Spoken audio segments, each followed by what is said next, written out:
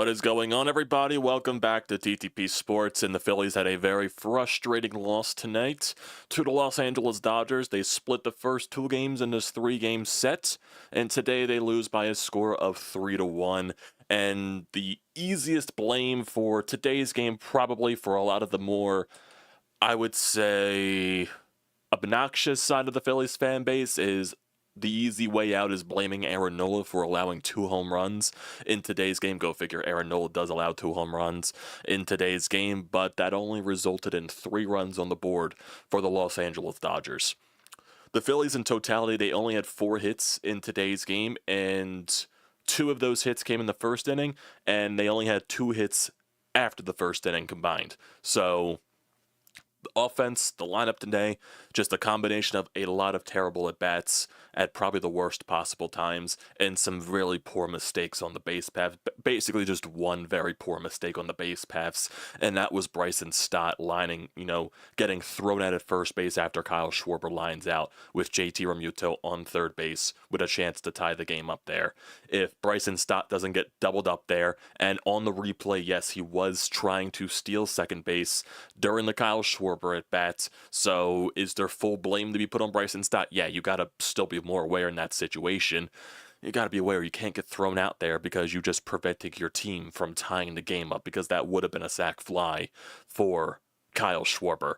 But just overall, even when you have a chance to put up multiple runs in the bottom of the first inning, Bryce Harper has a terrible at-bat after Kyle Schwarber and Trey Turner get on base. They both ran the bases really well during the Bryce Harper at-bat. You just cannot strike out in that position. It sets a terrible tone for the rest of the inning.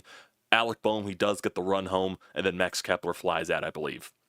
So instead of putting multiple runs up on the board, you only go with 1 run on the board, and I believe the Dodgers responded the very next inning with a 2-run shot by Kike Hernandez. And then Michael Conforto eventually hit a solo shot. You had your chances with some base runners on in today's game, and the bottom of the 9th inning was just absolutely dreadful, absolutely embarrassing. That is the worst possible way to go out.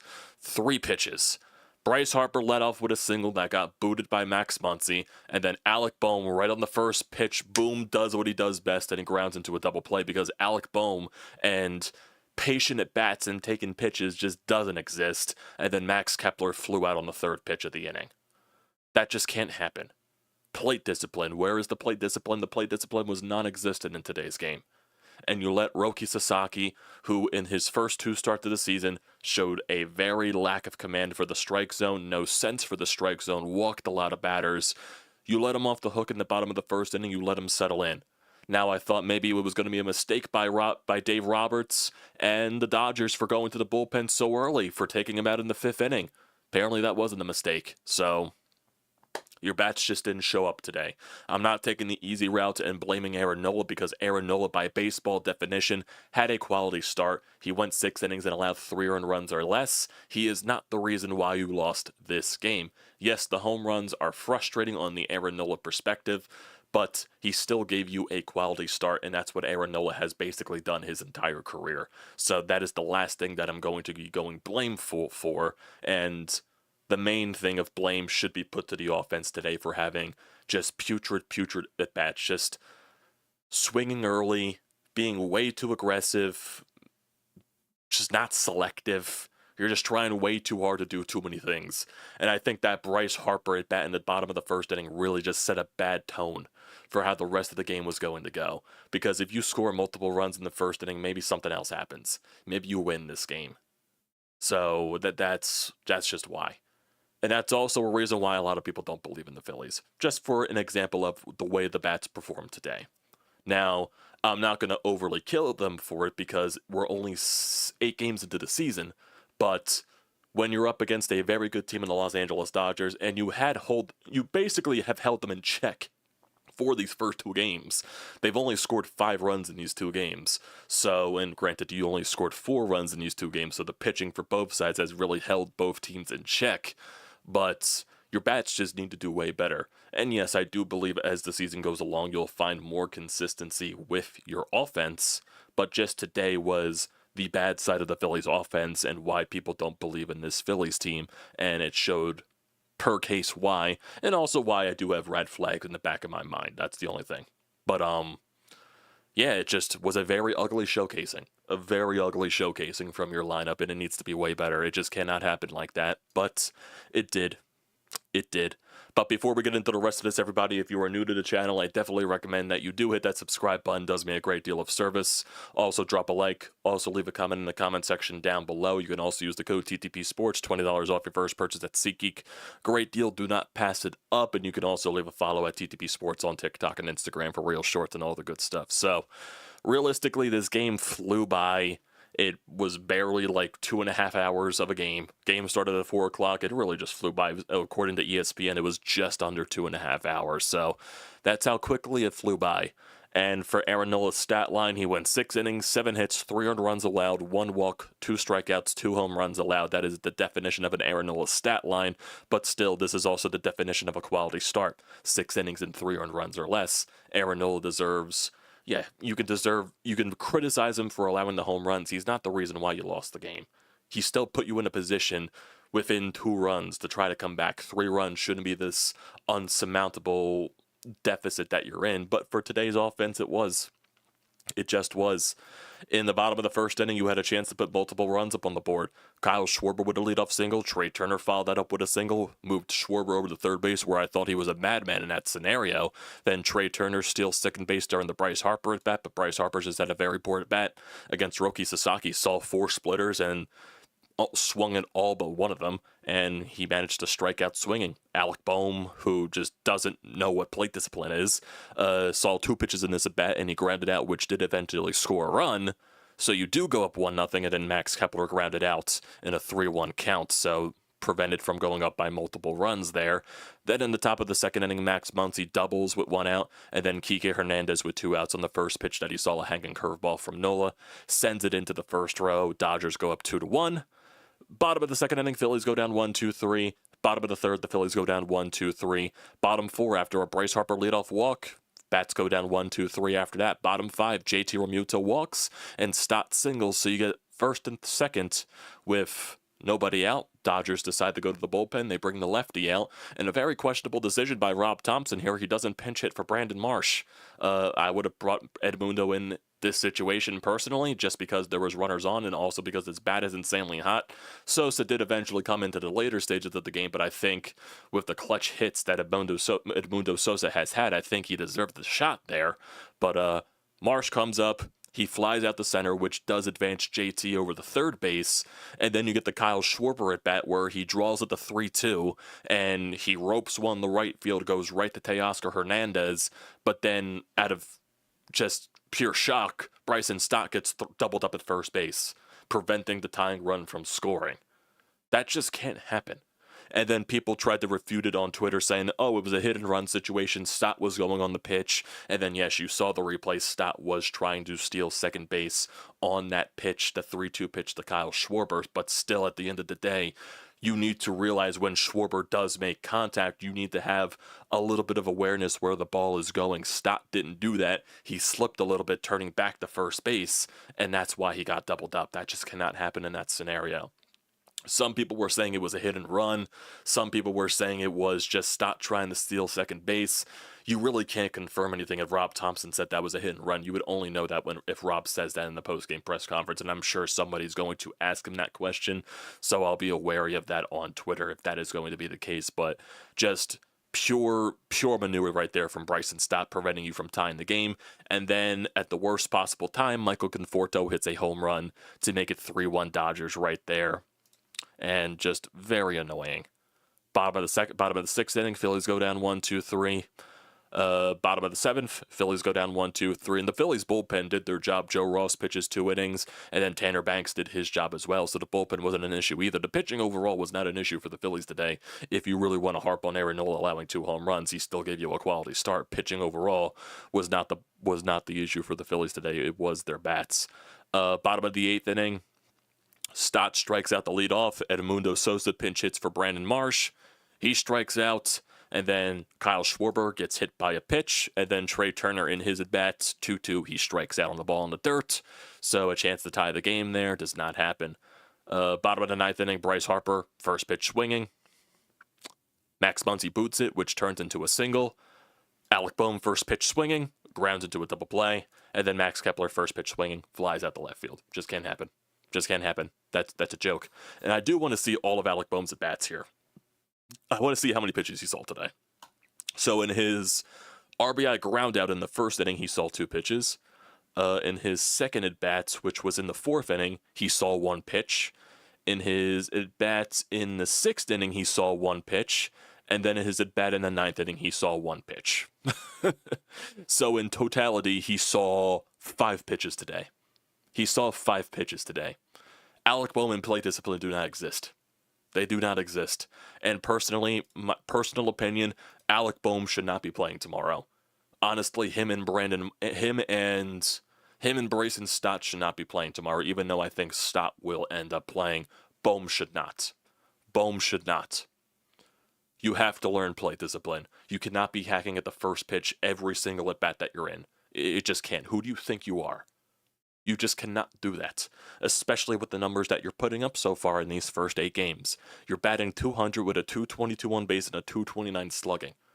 Yeah, you had a couple of hits in the Washington Nationals series, and they were nice hits. But since then, you've been hacking at the first pitch every single time, and you have not been succeeding with that. You need to learn plate discipline. You can't be swinging every single time. There are some people that can get away with that. You cannot. You cannot. Bryce Harper can get away swinging at the first pitch. Kyle Schwarber can get away swinging at the first pitch. Alec Boehm cannot. It's just fact. You cannot get away with that. You got to learn plate discipline. And overall, with the Phillies lineup, 4 hits in totality. 3 of those hits came from the top of the lineup. Kyle Schwarber, he went 1 for 3 with a hit by pitch. Trey Turner, 1 for 4. Bryce Harper, 1 for 3 with a walk. Alec Boehm, 0 for 4 with an RBI. Max Kepler, 0 for 4. Nick Castellanos, 0 for 3. JT Realmuto, 0 for 2 with a walk. Bryson Stott, 1 for 3. Brandon Marsh, 0 for 2. And then Edmundo Sosa, 0 for 1. Phillies 0 for 5 with runners in scoring position. Mind Freak, how is this loss on Aaron Nola? I need you to explain to me how this loss is on Aaron Nola. He allowed 3 runs. If you're fully just going based off of him allowing home runs, he went 6 innings, allowed 3 earned. 3 runs should not be this impossible comeback total for this Phillies team. Please tell me that why Aaron Nola is to blame for this game. I want to know. I want to know. And if this is just pure Aaron Nola hate, then I have nothing to tell you. I got nothing to tell you. Because the Aaron Nola hate is just completely irrational. I'm literally get annoyed by the Aaron Nola, the hate that he gets. It's so stupid. It's so irrational. Aaron Nola does more for you, and I am so comfortable with Aaron Nola as a 3-pitcher in my rotation. He does way more for you. He gets way too much hate for the good that he does for this Phillies team. He gets way too much hate. He gave you the literal definition of a quality start today. Aaron Nola is the least of the blame today. Your bats had 4 hits. You saw 3 pitches in the 9th inning. It's not Aaron Nola's fault that his team doesn't give him run support. He allowed 3 runs. 3 runs. That shouldn't be enough. That shouldn't be that bad of a comeback for you. I just want to know. I just want to know. Because everywhere on Twitter, everywhere, and also I had a lot of... every time I edit Brodes' stuff when he talks Phillies, and there's always one caller that talks about Aaron Nola and how much he hates them. It's stupid. The hate is irrational. He does way too much good for you, and the positive outweighs the bad in my opinion. Now, I'm not saying Aaron Nola is above criticism. No player on this team is above criticism. But to where you're just saying that he sucks and he's the reason why you lose games... not true. Not true at all. Not true at all. I just don't understand the argument. I just don't get it. Personally, in my opinion.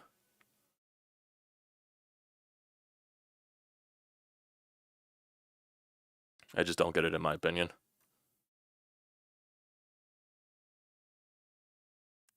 Quality start.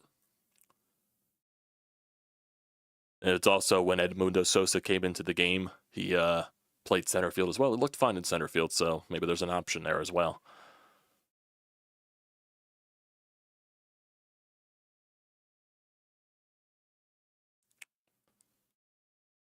I agree. Yeah, nobody in professional sports is above criticism, but to outright hate the guy, I just find that stupid. Oh yeah, no, Eric, I am not panicking whatsoever. 6-2, I am perfectly content. I'm just annoyed with today's game. That's basically it. But I am perfectly okay. Rob Thompson post game. Schwarber is up, and we're trying to stay out of the double play, and we hit in the double play. So what are you going to do? So that basically confirms that Rob Thompson, it was a hit and run. It was a hit and run. That basically kind of confirms it.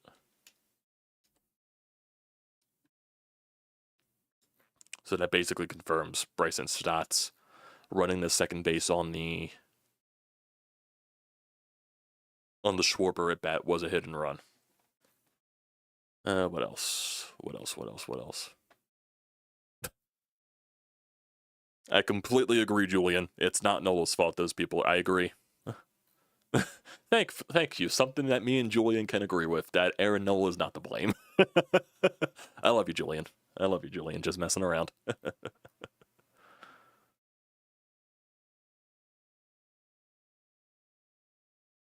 Yeah. And there's a perfect line right here from Phillies Tailgate on Twitter. If the starter throws a quality start and the team loses, there are bigger issues in the starter. Nola was fine and the offense didn't show up. That is perfectly said right there.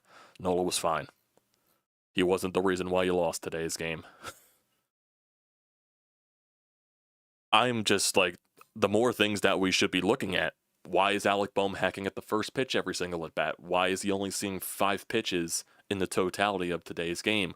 What is with the aggression in the ninth inning? Shouldn't you make Tanner Scott pitch a little bit? Now, like I said, Bryce Harper can get away swinging at the first pitch. That's definitely, he found a way to get on base. Alec Bohm has no excuse swinging at the first pitch as much as he does. Same thing with Max Kepler, honestly. You got to make the pitcher pitch. You know what I mean? It just can't happen. Oh, yeah, I agree. Bohm should not be in the lineup tomorrow. Bohm shouldn't be nowhere near the lineup tomorrow, in my personal opinion. Marsh is probably going to play, but I'm trying to think of what the lineup's going to be tomorrow. JT's probably not going to play because I do remember them talking about Marshawn playing in the last game of the series. So most likely you won't see JT tomorrow. Yeah, personally, I would put Sosa in the lineup tomorrow for Bohm. I would put Sosa in the lineup for Bohm. Most likely those will be the changes that I make. Mostly Bohm. I don't think Marsh is going to come out of the lineup for tomorrow, especially since a righty's on the mound. So I just don't see that happening.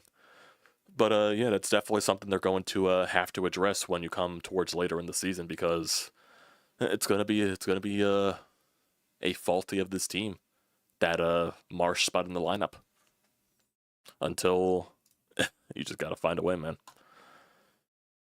It's just the at-bats were just annoying today. I think, and really, it's really just depending on tomorrow. You don't know what's going to happen with the weather, because I think it's supposed to rain tomorrow and Monday. So the game tomorrow is in real jeopardy. If it's going to be played tomorrow, if they're going to postpone it or something like that to later in the year. I know the Phillies have an off day on Monday, but I don't know if the Dodgers have an off day on Monday. Also, you have to travel to Atlanta at the same time for Tuesday's series and all of that stuff. I don't know, because right now when I'm looking at the weather, it looks like it's going to rain overnight for the most part. Looks like it's thunderstorms. Then tomorrow, we might be fine. We might be. Maybe it's more of a Sunday night into Monday, so maybe we will be good for tomorrow. I have no idea. All I see is rain. All I see is rain. All I see is rain. What else is there?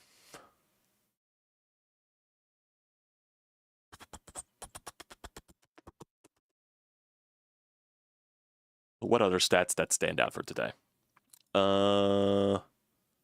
Joe Ross, he had really two good innings of relief. He pitched 2 innings in the 7th and the 8th. He struck out 1 on 17 pitches. He kind of got away with one to Shohei Ohtani. It was the same thing as last night. He pimped the ball to deep center field and it just died before the warning track. So Ohtani's getting very unlucky with the wind. And Tanner Banks, he walked 1 in the 9th inning, but he did his job. That's basically it there. So what else is there? Not much stat-wise, because this game just went insanely quickly. So we're just looking at tomorrow's game, because I guess that's what we got to look forward to. It's going to be Christopher Sanchez going up against Tyler Glasnow. Christopher Sanchez had a solid outing in his first game of the season in the home opener against the Rockies. So, I mean, definitely is a good shot of you winning the series tomorrow. Tyler Glass now, his first start of the season, he didn't allow a run. So we'll see what that is. And the lineup, like I said, I think Marshawn's going to be in the lineup tomorrow, so you won't be seeing JT, especially before an off day. I'm not sure. Not entirely sure. But the one thing I would do is I would not play Alec Boehm tomorrow. I don't think he deserves to be in the lineup with the way that he is swinging at the first pitch. Just my personal opinion there. Yeah, let's get to the Anytime Hotline here first, and then we could get to some of you guys here in the chat because you guys are going all about there. So I definitely want to have some discussions with you. But we have a call from Sean here. Let's see what Sean has to say. I think pretty much Sean would be in agreement with me that it's more to blame on the offense today. Very simple game to break down. The Phillies offense is just purely anemic. I mean, it was an atypical Aaron Nola start, but again, he went 6 innings, gave up 3 runs. That's good enough to win you a game at home. This game, to me, was lost in the bottom of the first. I agree. You have a chance to jump on a guy with a fragile psyche, and the fact that they only got 1 run in that inning kind of gave him renewed confidence. I said that the Phillies never hit the Japanese pitchers. There's got to be some kind of statistic to prove me right. But right now, the Phillies can't hit any pitchers. This team can't hit off the tee. This was my biggest fear coming into the season. I knew the starting pitching, if healthy, was going to be pretty good. The bullpen, I think they can figure it out. But you were rolling that same offense out there again that you rolled out for the last 2 to 3 years. And this is what you get, feast or famine. I don't know what Thompson can do. I'll say it again. I think Edmundo has to be in the starting lineup tomorrow. I mean, you got to do something. Shake up the batting order. I don't know. You still got a chance to win this series. You figure Christopher Sanchez will at least keep them in it, especially at home. But the bats have to get out of this slumber. You cannot expect your starters to pitch a shutout every game. And the bats right now have been left in Clearwater. I agree. I agree with all those sentiments right there. Especially the point about the first inning really set a bad tone for the rest of the game. You let Sasaki settle in, and he was all over the place in the Schwarber and the Turner at bat. Bryce just had a bad at bat, and that set a bad tone for the rest of the game. I'm trying to look up a stat that does show the Phillies' record against the career record against Japanese-born pitchers, and I don't see anything. So I'm not sure if anyone's ever tracked that stat. So sadly, I cannot find that for Sean. I cannot find that. But yeah, I just basically everything you said there was true. The offense does need to figure it out. It does need to. I do think the offense will eventually figure it out. It's just that you got to hit starting pitching at some point. Maybe they do tomorrow. Maybe they do hit Tyler Glass. Now, I cannot tell you that, but I do agree. Yeah, Edmundo Sosa has to be in the lineup tomorrow. He has to be in the lineup tomorrow. I would personally put him in over Alec Boehm, but I don't know if Rob's going to do that. I just don't. So let's go to the chat here. Before we end off today, I don't see anything from the Twitterverse. Just don't know. Don't know.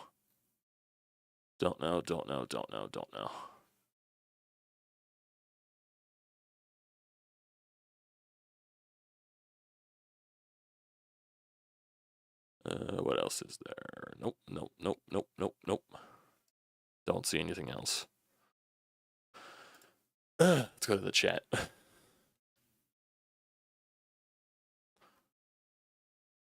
Yeah, the pitching. Pitching so far has had to be perfect, and I think that puts a lot of fucking pressure on Nola. But you gotta score for him.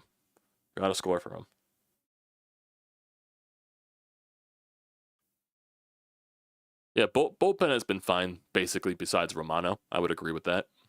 I do think Romano figures it out. I don't think it's a Kimbrel situation or a Knievel situation, but I could be proven wrong again. We'll see. They have to make a major trade at the deadline. They can't go all season with these hitters again. I don't know what Dave Dombrowski does at the deadline. I don't know. He hasn't done much at both deadlines, so I'd be shocked if he makes a big move, like a big splash move. I just don't see that. I shouldn't say I don't see that. I'm still trying to think of like what possibly they can do in terms of like. Well, obviously they need to upgrade the outfield, specifically the center field position, and it really comes down to me that do they trade Ranger? Do they trade Ranger Suarez in a contract year? Does a team bite at Ranger Suarez and maybe can that give you an outfielder, like a quality outfielder that can at least give you an acceptable hitting stat line for maybe like the bottom part of your lineup? That's a good question to ask. I don't know what Ranger Suarez could give you, especially since he'll be a rental. I don't know. I don't know. Would they try to move Alec Bohm this year? I don't know. Right now, his stats would not provide much value, even though I do think he's also a free agent coming up soon. I don't know what they do. I don't know. Maybe Aiden Miller rakes so much down in Double-A that he gets in a very early call-up. I don't think you can rely on that. I think Aiden Miller is more of a couple of years away. I more see Andrew Painter this year, and they're kind of guaranteeing that Andrew Painter will be up at some point, probably past the All-Star break. So that probably means that when Ranger Suarez does eventually come back into the rotation, which probably be for another few starts or something like that here, he probably gets moved to the bullpen as maybe a long inning guy, because that's what I see them doing with Ranger. I just don't know what they do in terms of big trade. Like, who can it? Because they're not going to trade their prospects. Maybe they trade Justin Crawford. I'm not entirely sure. But I don't see them trading Aiden Miller, and I don't see them trading Painter. The only guy that I can really see them trading is Crawford. Possibly, even though Dave Dombrowski has shut those type of trade talks down as well. So he's really protected of Crawford, Miller, and Painter, obviously. But I just keep coming back to Ranger Suarez. Do you trade Ranger Suarez in a contract year? Because you already locked up Christopher Sanchez.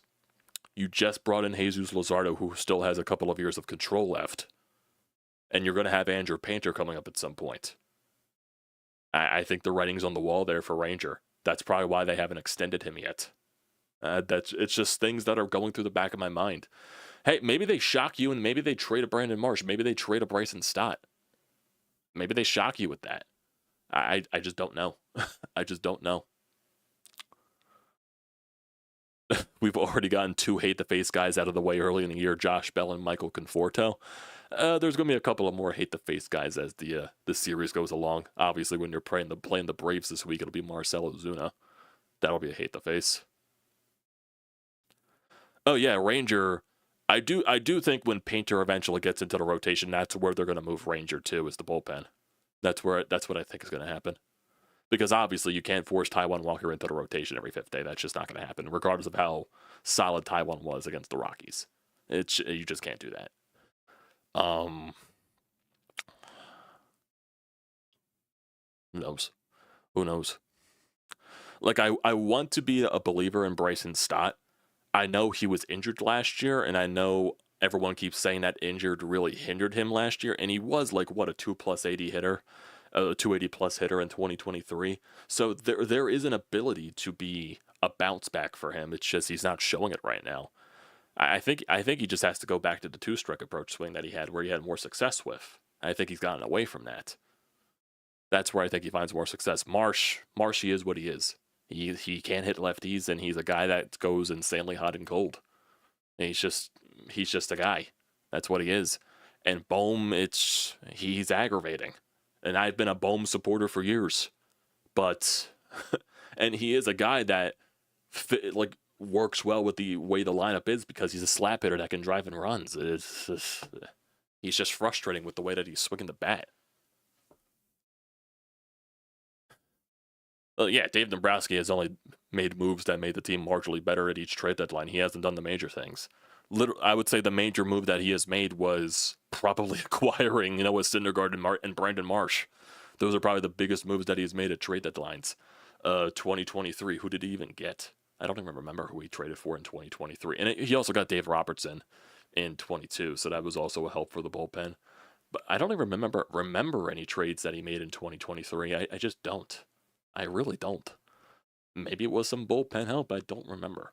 24, it was Carlos Estevez and Austin Hayes. That was it. So you're basically just making the team marginally better. He hasn't made a trade that made you drastically better. Maybe that changes since he had a quiet offseason, even though he made some solid under-the-radar moves with Luzardo and stuff like that. And I do think Max Kepler will be more of a help than not to you. But you still need more. You still need more. If you can get a legitimate center fielder at some point this year, does he try to go after a Luis Robert? I don't know. I don't know. I don't know. We're only 8 games into the season, so it's really annoying to have those type of discussions, but they are discussions. There are discussions.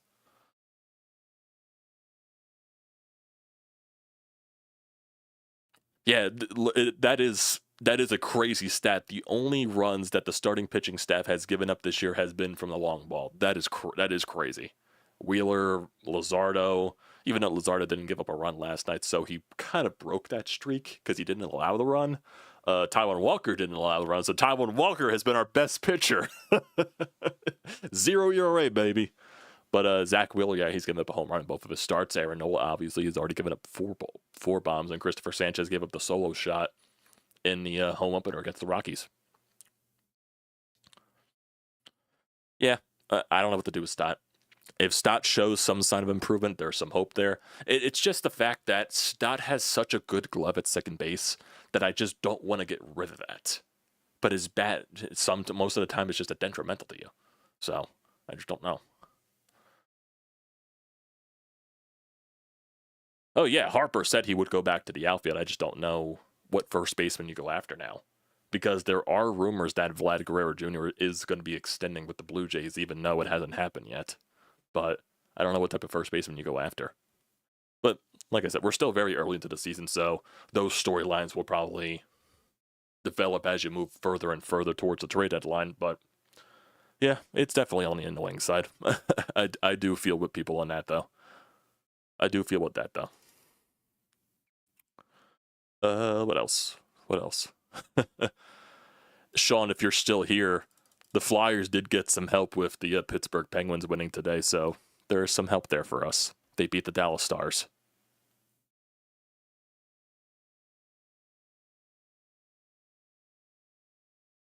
So we'll see.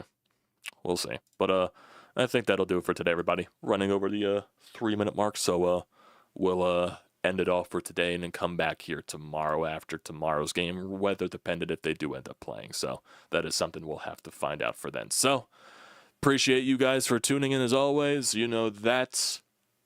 Don't forget to leave a comment in the comment section down below. Don't forget to drop a like. Don't forget to hit that subscribe button. Does me a great deal of service. You can also use the code TTPSPORTS, $20 off your first purchase at SEATGEEK. Great deal. Do not pass it up. Also, follow on TikTok and Instagram at TTPSports. So, thanks, guys, for tuning in. Hopefully, we are back tomorrow after a Phillies series win. Hopefully.